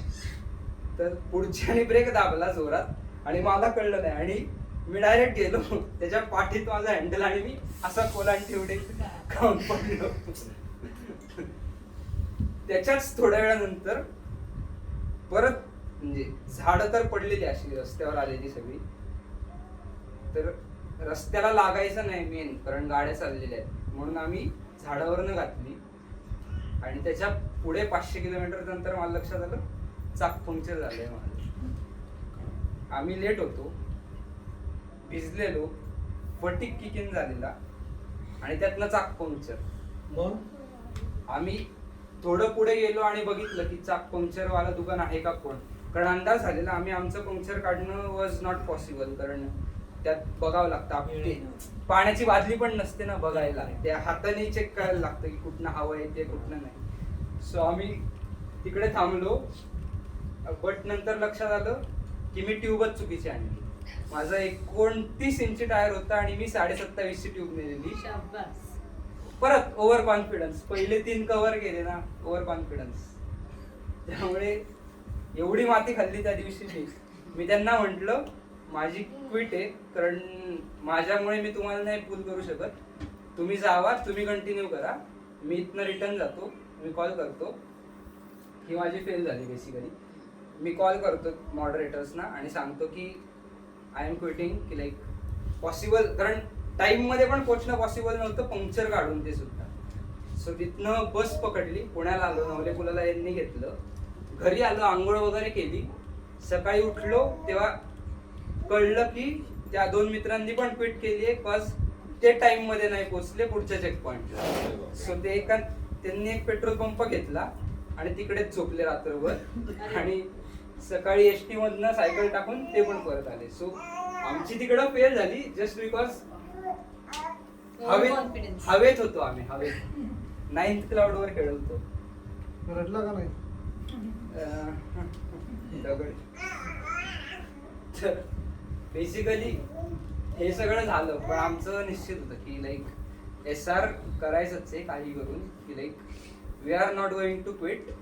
सो आम्ही नेक्स्ट इयर ते वर्ष तर गेलं, कारण 600 झालेले आहेत सगळ्या त्याचे इव्हेंट संपलेले. सो नेक्स्ट इयर परत सगळे गेले, 200 गेलं, 300 गेलं, 400 आय गेस 600 नंतर केलं, बिकॉज तशा डेट्स आम्ही प्लॅन केल्या. हा, या 600 झाले, तो 600चा आमचा हा रूट होता. आता परत सगळं करायला लागतं. परत सगळं त्या वर्षाच्या याच्यात जर 200, 300, 400, 600 झाली तरच सुपर रँडोनियरचा पदवी मिळते. त्यांची फेल झाली म्हणून त्यांना परत सगळ्या करायला. सो हा व्हेरी गुड. सो हा आमचा रूट होता. पुणे, सोलापूर, पंढरपूर, खंडाळा, शिरवळ, देऊळ, देऊळवरून पुणे, परत देऊळला. हो, पुण्यावरनं निघालो, हडपसरच्या रोडनी सोलापूरच्या इथं गेलो, तिथनं पंढरपूर गाठलं, तिथनं शिरवळ गाठलं, हायवे वरनं देऊ रोड पर्यंत आलो. देऊ रोडला सोमाटणे फाटा आहे, तिथं टच केला, शिक्का मारला आणि रिटर्न परत पुण्यात आलो. असं 600 आमचं 40 तासाच्या आत करायचं होतं आणि आम्हाला लागले केलं का? आम्हाला लागले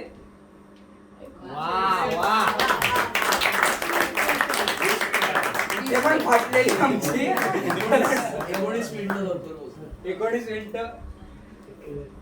याच्यात माझा सीट बेसिकली नट आणि बोल्ट लूज झालेले, सो तो असं आला त्याच्यावरच करत होतो. अरे क्या बात आहे. एंड पर्यंत त्याच्यावरच करत होतो. बट यावेळेस जर गेला असतं तर मग नेक्स्ट इयर परत सगळे करायला लागले असते, जस्ट बिकॉज आम्ही कम्प्लीट केलं. म्हणजे यावेळेस जिद्द होती का कारण cycling is all about will power. एका पॉइंट पर्यंत फिजिकल आहे, स्ट्रेस आहे, पण तुम्ही बसूनच असता, पेडलिंग करायचं असतं. बट जर मेंटल फटिक किक इन झाला तर मग संपलं. We had to overcome that आणि ते केलं आम्ही. हा, आता सायकलिंग म्हणजे community is the best part. कारण कसं होतं, हा आमचा 600चा फोटो आहे. आम्ही रात्री सायकलिंग करत होतो, रात्री 2-3ची गोष्ट आहे. आमचा एक चेक पॉईंट होता, आय गेस 1-1:30 वाजलेला. त्यानंतर ग्रुप होता ना आमचा सगळा 600चा, तर ते म्हटले की स्ट्रॉंग ब्लॅक कॉफी मारायची टपरीवर, एनर्जी घ्यायची आणि सुटायचं. आणि एका मागोमाग हा पंढरपूरचा रस्ता नाही तर स्ट्रीट लाईट्स पण नाहीयेत बेसिकली, बघा कुठेच दिसत नाहीयेत, सगळं अंधार आहे आणि तिकडं कुत्री खूप असतात असं गावकऱ्यांनी सांगितलेलं. सो सगळ्यांनी निर्णय घेतला की एकत्र जायचं आणि एकत्र गेलो आम्ही. तर मी स्टोरी टाकलेली इंस्टाग्रामवर.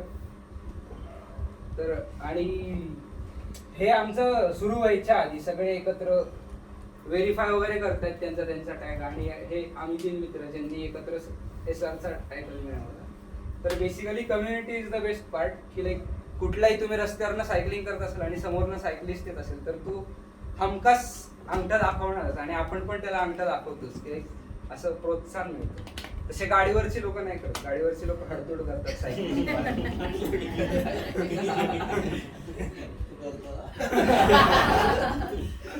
नाही म्हणजे समजू शकतो पण काय आता दुःख होतं. हा, एक्स्ट्रीम कंडिशन्स मध्ये भरपूर सायकलिंग केलंय की रात्री काहीच अंधार आहे आणि आम्ही आमच्या गाडीच्या लाईटवर वगैरे गेले. आता हा 9 का 10 वाजताचा फोटो आहे, तर थंडीतला आहे, तर स्ट्रीट लाईटवर बघा किती धुकं आहे. तुम्हाला जर खरी थंडी एक्सपिरियन्स करायचा असेल ना तर ओल्या अंगाने रात्री 9 किंवा 10च्या वेळेत कात्रज घाट उतरायचा सायकलिंगवर. आयुष्यात जी मजा येईल ना मला जाणत नाही.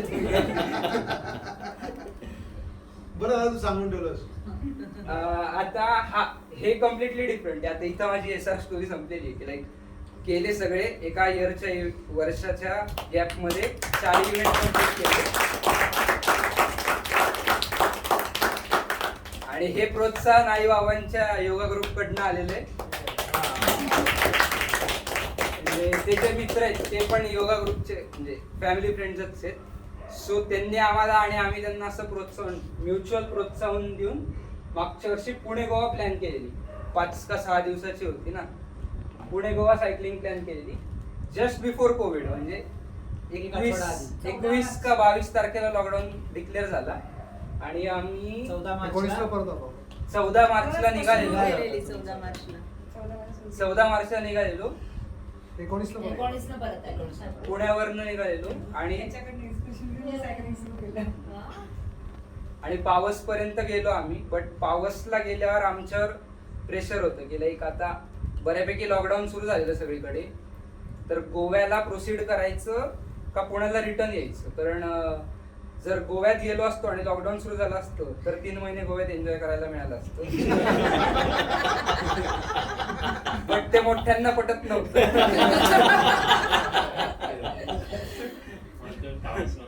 हा, सो त्यांनी निर्णय घेतला की पावसवरनं आपण आता रिटर्न जाऊ. अडकलो तर पुण्यातच अडकू. साक्षात्कार झाला. आणि या सायकलिंगला माझी सायकल 3 प्रकारचे सायकल असतात. फॅट बाईक असते की लाईक जी रेतीवर किंवा जिथं सरफेस एरिया जास्त लागतो, जाड चाकांची सायकल बेसिकली. त्याच्यापेक्षा बारीक चाक म्हणजे माझी MTV, म्हणजे ती ऑफ रोडिंग पण करू शकतो, नॉर्मल रस्त्यावर पण चालू शकतो. आणि तिसऱ्या प्रकारची म्हणजे रोड बाईक असते, तर ती फक्त हायवेवर चालवता येते. त्यांनी एफिशियन्सी खूप भारी मिळते बट ती ऑफ रोडिंग नाही करता येत. म्हणजे त्या सायकलवर ज्या श्रमात आपण समजा 27चा स्पीड पकडला तर नॉर्मल MTVवर त्याच श्रमात आपल्याला 22 किंवा 23चा स्पीड मिळतो. सो श्रम कमी करायला लागतात आणि एफिशियन्सी जास्त मिळते. बट तर माझी MTV होती, या सगळ्या MTVच म्हणजे नॉर्मली आपण ज्या सायकली बघतो त्या सगळ्या MTVच असतात, सगळीकडे वापरता येतात. आणि त्याच्यावरच केली. म्हणजे 600 युजली सजेस्टेड की रोड बाईकवर करावी, बिकॉज ऑफकोर्स तेवढीच एफिशियन्सी मिळते आणि खूप जास्त डिस्टन्स असल्यामुळे ते कव्हर पण इझिली होतं. बट आम्ही सगळ्यांनी MT-वरच केली टशन, आणि आम्ही तिघांनीच MT-वर केली, बाकी सगळ्यांचीच रोड बाईक होती. तर त्यांनी आमचा वेगळा सत्कार केला की अरे वा MT-वर केली. एवढी रेसमध्ये सायकल एवढे किडे आमच्यात पण नाही. सायकल बदलता येते? नाही सायकल पण नाही इथे. आता याच्यात नाही, नाही. त्याला ते स्टिकर वगैरे लावलेले असतात. टॅग असतो, रायडर नंबर असतो आमचा, हा. तो सायकलवर असतो. तो जरी नाही दिसला त्यांच्या मॉडरेटर्सना तरी ते डिस्क्वालिफाय करू शकतात. सो सायकल पण नाही बदलता येत, चाक पंक्चर झालं तर चाक पण नाही बदलता येत. पंक्चर तुम्ही तुमचं काढायचं, तुम्ही तुमचं काढायचं. आणि या पुणे गोवाला बरेच कष्ट. ऋषीदादा आणि वहिनी पण गेले होत्या. म्हणजे आपण त्यांनी किती पण वर्ष करतोय? complete करायचं. मी लहानपणीपासून करते. म्हणजे 8वीत का 9वीत फॅन्टम नावाची सायकल घेतलेली आई बाबांनी मला, तर तेव्हापासूनच आवड आहे म्हणजे सायकल. तुला सायकलिंगची आवड आहे? हो आवड. आणि मग तू क्लब जॉईन केला? हा म्हणजे आता आहेत 2-3 आहेत. चांगलं केलं, जिद्द आहे ना. हो.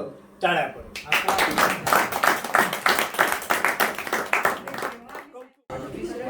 राष्ट्रीय स्वयंसेवक संघ, जनकल्याण समिती आणि पुणे महानगरपालिका यांच्या संयुक्त विद्यमाने आम्ही एक प्रकल्प राबवलेला या 3 संघटनांनी मिळून. जेव्हा पुण्यातल्या केसेस अचानक वाढायला लागल्या तेव्हा असं जाणवलं की अनएक्सपेक्टेड केसेस वाढत आहेत. म्हणजे माहीत नाही अशी एकदम आकडे मल्टिप्लाय होतात. तर त्याच्यात त्यांना अंदाज आला की वस्तीमध्ये तर खूप जोरात झपाट्याने पसरतोय. म्हणजे झोपडपट्टीला आमच्या भाषेत आम्ही सेवा वस्ती म्हणतो. तर अशा ठिकाणी खूप जोरजोरात केसेस वाढत आहेत. तर त्याचा एक ट्रॅक रेकॉर्ड असला पाहिजे की इथे किती लोकांना सिम्पटम्स जाणवत आहेत काय आहे. आणि त्यात पुण्यातल्या केसेस तशा भारतभर सगळ्यात हायेस्ट होत्या. म्हणून मग हा एक प्रकल्प चालू केला.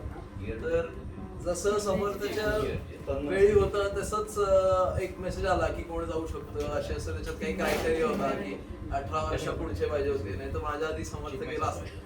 आणि 18 वर्षा पुढचे पाहिजेत आणि फिजिकली फिट पाहिजे, काम असं काम आहे, थोडं जोखीम वगैरे असं सगळं सांगितलं. मग त्याच्यात एनरोल केलं. मग त्याच्यात मिळाली जबाबदारी की असं इथं जायचंय. तर मग असंच त्याला जसं होतं तसं आपल्या संघाशी जोडलेले बऱ्याच संघटना आहेत. त्यातलं सुवर्णमंगल हॉल आपल्याशी जोडलेलं. तर आमची पहिल्या दिवशी राहायची सोय तिथं होती. आणि मला पहिल्या दिवशी तो प्रोग्राम कसा होता मी सांगतो. त्याच्यात 3 दिवस स्क्रीनिंग असतं. तर स्क्रीनिंग म्हणजे ऑन साईट जाऊन स्क्रीन करायचं लोकांना की तुम्हाला काही त्रास होतोय का, टेम्परेचर चेक करायचं, सिम्पटम्स घ्यायचा, नाव पत्ता वगैरे लिहायचा, डेटा घ्यायचा आणि पुढे जायचं. तर त्याआधी ते किट PPE किट घालायचं वगैरे सगळं ट्रेनिंग होतं. हा सगळा कार्यक्रम 3 दिवसाचा होता. आणि 3 दिवस झाले की पुढचे 7 दिवस क्वारंटाईन होतं की त्या 7 दिवसात तुम्ही क्वारंटाईनवर राहायचं आणि त्याच्यात तुम्ही स्वतःला ऑब्झर्व करायचं, बाकीच्यांपासून लांब राहायचं आणि त्यानंतर टेस्ट होऊन मग तुम्ही घरी जाऊ शकता. 11 दिवसाचा असा हा प्रोग्राम. तर मला पहिल्या दिवशी विणकर सभागृहाच्या समोर जी तळजाई वस्ती आहे चढावर तिकडे मिळालेला चान्स. तर तिथे मग आम्ही विणकर सभागृहामध्येच आपलं कार्यालय होतं तिथल्या वस्तीसाठी.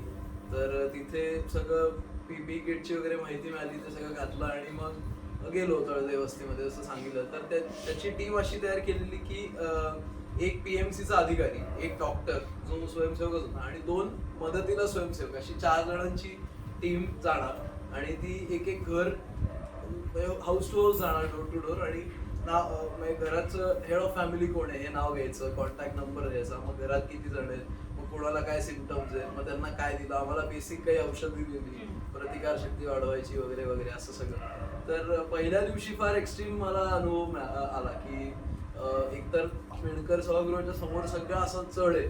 तर तो ते PPE किट घालून त्याच्यात खूप उकडतोय, खूप गरम होतं, आतमध्ये घाम होतो आणि ते चढत उन्हात जाऊन तिथे स्क्रीनिंग, जे आपलं ह्याचं मास्क असतं म्हणजे जास्त अवघड असतं त्यातनं श्वास घेणं. तर त्या ह्याच्यात सगळं पहिल्या दिवशी एकदम फटीग आलं म्हणजे. आणि आम्हाला सांगितलेलं की मास्कला किंवा गॉगलला हात सुद्धा लावायचा नाही, पूर्ण ग्लोव्ज असतात, 3 लेअर असतात ग्लोव्हचे. त्याच्या आत घामाचं असं साठतं पाणी. तर सांगितलेलं हात लावायचा नाही, पण मी पहिल्याच दिवशी इतका तोंडावर पडल्यासारखं झालं की तिथे पोचलो. लिटरली 1 तासभर स्क्रीनिंग केलं आणि एवढं म्हणजे श्वासच घेतात मला, अंधारी येत होती. मग शेवटी मी कॉम्प्रोमाइज केलं, मी गॉगलला हात लावला, थोडासा लूज केला, कुठं तरी जरा वारं येईल आणि बसलो. मग त्या वस्तीतल्या लोकांना सुद्धा कळलं, म्हणजे त्यांना पत्रे ठोकून काय म्हणतात रेड झोन वगैरे तेव्हा होते असं घोषित करतात, पण ते वस्तीतल्या लोकांना काही माहित नसतं की हे काय चालू आहे वगैरे. त्यांचं आतमध्ये दैनंदिन आयुष्य चालू असतं तसंच. त्यांना पण दिसलं की ह्याला एकाला त्रास होतोय, मग त्यांनी पाणी वगैरे आणून दिलं. मला मास्क काढायचं नाही सांगितलं, मी ते पाणी पिऊ नाही शकलो, पण एक 10 मिनिटं बसलो. मग जरा अंधारी गेली, मग त्यांनी कोणीतरी चहा करून आणला आणि त्याचा फक्त वास दिला की येईल अशी. तर पहिल्या ह्याच्यात तो खूपच माझ्यासाठी एकदम आय ओपनर एक्सपिरियन्स होता. मग मी जरा स्टडी केलं की काय होतंय. मग मी वस्ती होती त्यामुळे छोटी गोळकांडी सगळी, मग त्याच्यात सावलीत जात जात केलं. पहिल्या दिवशी झालं, मग ते एक 3-4 तास झाल्यावर मी परत आलो. मग मी आमची टीम परत आली, मग तेव्हा जरा ऑब्झर्व केलं की काय झालं असेल वगैरे. माझं किट वेगळं होतं. सो आम्हाला संघाला CSR मधनं मिळालेली किट्स होती, वेगवेगळ्या संस्थेने दिली. तर मला जे किट मिळालं ते वेगळ्या प्रकारचं होतं. ते आपलं आजकाल जसं कापडी सिंथेटिक कापडाच्या पिशव्या येतात आपल्या, तसं त्याचं मटेरियल होतं. त्यामुळे ते अंगावर ड्रेप झाल्यावर खूप काम यायचं, जास्त हे व्हायचं. बाकीच्यांचे रेनकोट सारखे किट होते, मग ते जरा सुटसुटीत होते. मग मी ठरवलं की दुसऱ्या वर्षी तेच घ्यायचं. पहिल्या दिवशी अनुभव फार वेगळे होते, म्हणजे अंदाज आला की कसं काय सिव्हिअरिटी आहे लोकांची, म्हणजे वस्तीतल्या लोकांना कितपत नॉलेज आहे, काय माहिती आहे. तर आम्ही स्क्रीनिंग करून झाल्यावर काढा सुद्धा द्यायचो, म्हणजे काढ्याची पाकिटं संघाने तयार करून घेतली की एका 4 जणांच्या कुटुंबाला साधारणतः महिनाभर जाईल असं तो काढा होता. तर ते द्यायचो. आणि तेव्हा त्या होमिओपॅथिकच्या गोळ्या खूप चालायच्या, कोरोनावर ते आलेला आहे, त्या प्रत्येक घराला एक द्यायचो आर्सेनिकच्या. तर असं सगळं झालं. मग हा झाला स्क्रीनिंगचा पार्ट. पहिल्या दिवशी मला ती वस्ती होती. त्यानंतर मग 1 दिवस फक्त मला सुपर्णमध्ये राहायचं होतं. मग आम्हाला एकदा आम्ही तिथनं परत आलो कार्यालयात की त्याची एक प्रोसेस होती, PPE किट काढायची. मग ती करायची की एक आधी पहिला लेअर ऑफ ग्लोव्ज काढायचा, मग तुम्ही गॉगल वगैरे सगळं काढा, बाहेरचं हे काढा, ते काढून फोल्ड करून त्याची एक वेगळी पिशवी होती त्याच्यात, कारण त्याच्यावर असू शकतो व्हायरस. तो ते कंटॅमिनेटेड असं ट्रीट करतात. तर तो कचरा कुठेही हात लावायचा नाही, ते सगळं काढायचं. मग असं करत करत तुमचा शेवटचा ग्लो काढायचा. म्हणजे ते 3 लेअर त्यासाठी असतात की तुम्ही सगळं काढत. मग त्यानंतर आधी आंघोळ करायची पूर्ण, कारण घामाने भरलेला असतो. मग सगळं सॅनिटाईज झाल्यावर मग आम्ही दुपारी जेवायचो वगैरे असा कार्यक्रम होता. तर दुसऱ्या दिवशी नंतर आमची चांगली सोय गरवारे कॉलेजमध्ये केलेली. तर गरवारे कॉलेज आपल्याशी ती संस्था संघाशी परिचित आहे, त्यामुळे त्यांनी मदत म्हणून केलेलं. तर तिथे 100 जणांची टीम होती. रोज सकाळी हे 100 जण वेगवेगळ्या ठिकाणी त्यांची सोय केलेली, वेगवेगळ्या वस्तीमध्ये पुण्याभरात जायचे, तिथे स्क्रीनिंग करायचे, परत यायचे, सॅनिटाईज व्हायचे, असा तो कार्यक्रम होता. तर तिथे खूप चांगली सोय होती. त्यांच्या मेसमध्येच जेवायची सोय होती, औषधं मिळायची, सकाळी उठून सकाळचं संघस्थान शाखा लागायची, जरा त्यांनी पॉझिटिव्ह एनर्जी राहायची सगळ्यांमध्ये. रात्री झोपायच्या आधी जेवण झाल्यावर काढा मिळायचा उकळता, तो म्हणजे प्रतिकारशक्ती वाढवायला. नंतर कुठलीही टीम आली की सगळे खिडकीतनं वगैरे टाळ्या वाजवायचे, घोषणा द्यायची, अशी एक पॉझिटिव्ह एनर्जीचं वातावरण होतं ओव्हरऑल तिथे. माझ्याबरोबर माझ्या एरियातनं एक मित्र होता शिवम, आणि अजून एक 3रा मित्र होता. तर आमची टेस्ट जेव्हा झाली, म्हणजे 3 दिवसाचं स्क्रीनिंग, 7 दिवसाचं क्वारंटाईन झाल्यावर 8व्या दिवशी सह्याद्री हॉस्पिटल गरवारेच्या समोरच आहे, तिथे आम्ही गेलो आणि टेस्ट केली. तर तेव्हा तो एक माझा रूममेट पॉझिटिव्ह आला आणि आम्ही दोघं निगेटिव्ह आलो. पण टेस्ट केल्यावर 24 तासांनी रिझल्ट यायचा. तर त्या मधल्या 24 तासात there is a chance of contamination, you cannot rule it out. So त्या रिस्कमुळे मला अजून पुढे 14 दिवस क्वारंटाईन लागलं की माझी टेस्ट निगेटिव्ह आली. मग आमचं खालचं घर रिकामच होतं, मग मी तिथे 14 दिवस होतो. 1 तास. आणि माझं ऑफिस सुरू झालं, कारण मी सुट्टी तेवढी टाकली नव्हती. मग मी वर्क फ्रॉम होम करायचो दिवसभर एकटा. मग शाखेतले इथले एक जण रोज बाहेर आणून डबा ठेवायचे आणि बेल वाजवायचे. मग ते गेल्यावर मी डबा घ्यायचो आणि तो परत वेगळ्या पिशवीत घालून ठेवायचा, कारण माझ्या हात वगैरे. असं ते 14 दिवस तिथे झाले. मग त्यानंतर परत एक टेस्ट झाली 14, ती निगेटिव्ह आल्यावर मग मी घरी आलो होतो. असा चांगला अनुभव होता. मला जास्त आता जेवढं आठवतंय तेवढा मी सांगितलं. हा, थँक्स. दुसऱ्या 3ऱ्या दिवशी मला मीनाताई ठाकरे वसाहत म्हणून आहे, कटारी हायस्कूलच्या इथे मुकुंदनगरमध्ये, तिथे करायचा चान्स मिळाला. तर वेगवेगळी झोपडपट्टी, वेगवेगळ्या प्रकारचे तिथे लोक असतात असं जाणवलं. आणि तिथे एक मला आता एवढं आठवत नाहीये पण एक मुसलमान हा तिथे रमजान चालू होतं तर त्यांचे रोजे चालू होते तर सगळे ते दिवसा झोपायचे मुसलमान लोक आणि पत्रा तापलेला पाणी पण पिऊ शकत नाही म्हणजे ते तर काही कट्टर लोक तर थुंकी सुद्धा गिळत नाही एवढं स्ट्रिक्ट आणि त्या ह्याच्यात त्यांना आम्ही स्क्रीनिंगला उठवायचो आणि मग म्हणजे झोपलेले असायचे दिवसा मग आम्ही 10 वाजायचो मग ते यायचे मग त्यांच्या मुलांना बोलवायचे असा त्यांना पण वेगळा अनुभव होता तिकडे 2 म्हाताऱ्या आज्या होत्या त्या एकट्याच राहायच्या आणि दोघी पूर्ण अशा वाकलेल्या होत्या आणि मांडीवर बसलेल्या म्हणजे त्यांना उभं राहता येत नव्हतं त्या अशाच दारात आल्या आणि त्यांना शेजारच्यांनी मदत करून कारण लॉकडाऊन मध्ये वगैरे तसं अन्न पाणी हे करून त्या राहत होत्या तशाच आणि ते फार एकदम थ्रिलिंग होतं ते बघायला त्यांनी जो माझा मित्र त्यांच्याकडे गेलेला तपास करायला औषध द्यायला त्यांनी त्याच्या पाया पडल्या एकदम त्या दोघी ते फार एकदम असं टचिंग हे होतं मुलाचं नाव पण माहिती काही ह्याच्यात म्हणजे आम्ही त्या वस्तीत काही मुसलमान घरं होती तिकडे त्यांना हेड ऑफ फॅमिलीकडनं आम्ही सगळी माहिती लिहून घ्यायचो एक जण फक्त लिहायला होता की एक जण औषध द्यायला आणि एक जण बोलायला असं आम्ही 2 ते 3 जणांची टीम स्वयंसेवकांची डॉक्टर सोडला तर त्यांना काही जणांना आपली किती मुलं हे पण माहित नव्हतं मग ते मोजायचे मग नाव माहित नव्हती मग बायकांना बोलवायचे आणि मग विचारून घ्यायचे असे काही काही वेगवेगळे अनुभव आले बरेच पण सगळ्यांनी कोऑपरेट केलं कुठेच त्रास झाला नाही म्हणजे काही असा मदत करायला तयार होते लोक आणि त्यामुळे चांगलं हे झालं